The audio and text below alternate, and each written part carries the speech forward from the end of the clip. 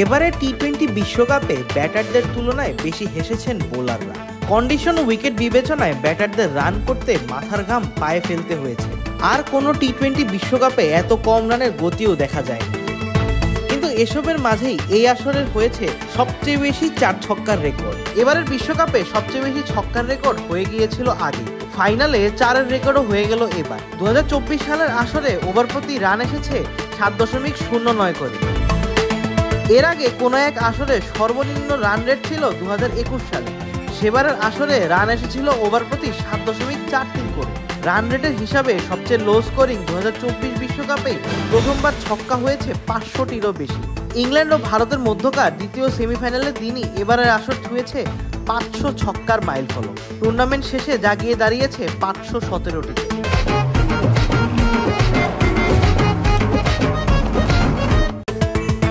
এক আসরে সবচেয়ে বেশি 4 রেকর্ড করতে শনিবার ফাইনালে দরকার ছিল 10টি 4-এর। ভারতের ব্যাটিংয়ের প্রথম ইনিংসেই তা পূরণ হয়ে যায়, কারণ প্রথম ইনিংসে ভারত 4 মেরেছে মোট 13টি। শেষ পর্যন্ত বিশ্বকাপের নবম আসরে 4-এর সংখ্যা গিয়ে থেমেছে 961-তে। আর এর আগে 2010 সালে এই ওয়েস্ট ইন্ডিজে যেবার বিশ্বকাপ আয়োজিত হয়েছিল, সেবারের টি-20 বিশ্বকাপে ব্যাটাররা 4 মারতে পেরেছিলেন মাত্র 504টি। কোনো আসরে সবচেয়ে বেশি ছক্কা ও 4 এই দুটি রেকর্ডে দ্বিতীয় স্থানে আছে 2021 টি-20 বিশ্বকাপ, যার আয়োজক ছিল ওমান ও সংযুক্ত আরব আমিরাত। সেবার 6 হয়েছিল 405টি, আর 4-এর সংখ্যা ছিল 944টি। অবশ্য প্রথম 6টি আসরের কোনোটিতেই 35টির বেশি ম্যাচ হয়নি। 2007 থেকে 2012 এই সময়ে 4 বিশ্বকাপের মধ্যে সর্বোচ্চ 667টি 4 হয়েছিল 2009 বিশ্বকাপে। ছক্কার তালিকায় ওই 4টি আসরই সবার নিচে।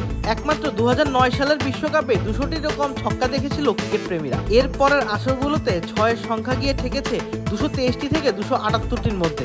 2014 ও 2016 সালের বিশ্বকাপে 4-এর সংখ্যাও ছিল কাছাকাছি।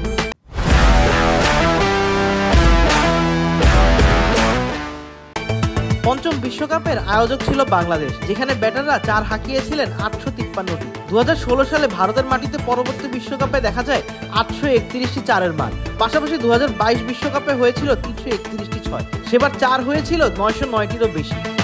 এবারের টি-20 বিশ্বকাপ আগের সব আসরগুলোকে পেছনে ফেলেছে। যুক্তরাষ্ট্র ও ক্যারিবিয়ান জুড়ে ব্যাটারদের রান করতে বেশ কষ্ট হয়েছে। তাই টুর্নামেন্টের শেষে এসে এমন ছক্কাচারের রেকর্ড দেখে অনেকের চোখ কপালে উঠতেই পারে। আবিদ মোহাম্মদ, ক্রিক ফ্রেন্সি।